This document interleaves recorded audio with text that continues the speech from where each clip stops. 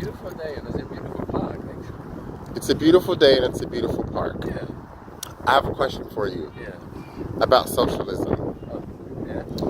So you are someone who grew up in an era in the modern era, when socialism was again on on the table.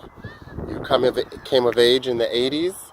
So as a young adult in the 90s, when there was the so-called middle way, the Clintons, the Gerhard Schroders, the Tony Blairs, labor was in power here. And now we're talking about socialism again. So, first question, is Germany socialist? I don't think that Germany is a socialist country.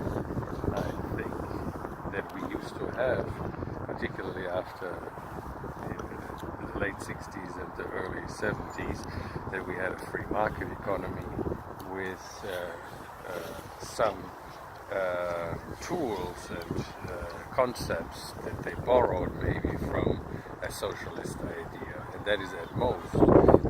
We grew up in capitalism, and the only difference that I feel is that our society was more organized into picking up the challenges of post-war impact, such as the shortage of men, the nuclearization of the families, that people were initially poor, that the country was already clearly seeing that we were losing out in terms of our benefit of the location, to sustain the old-fashioned production industry. So we needed to invest into education, and I think from this entire concept of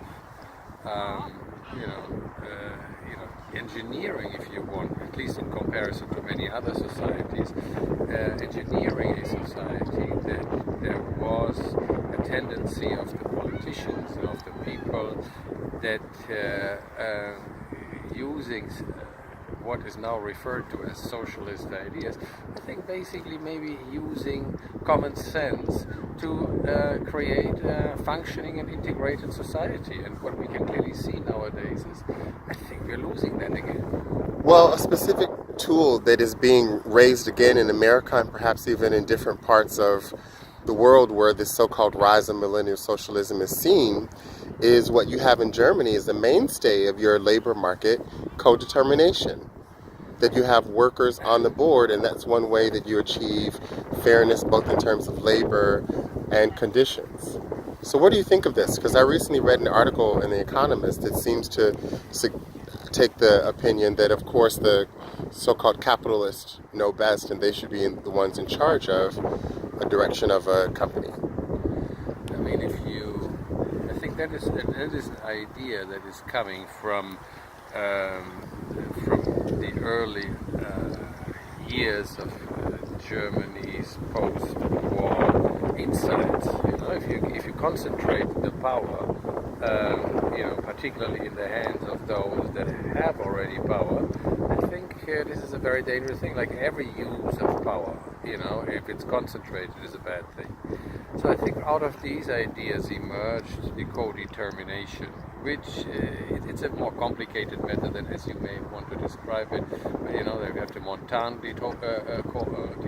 co-determination, and we have simple co-determination, and they all carry different weightings on the representation on the boards of management. But the idea I think is a good thing, particularly when you think about how the people who serve on the board and how they are currently being compensated in terms with high bonuses and share options that they all have.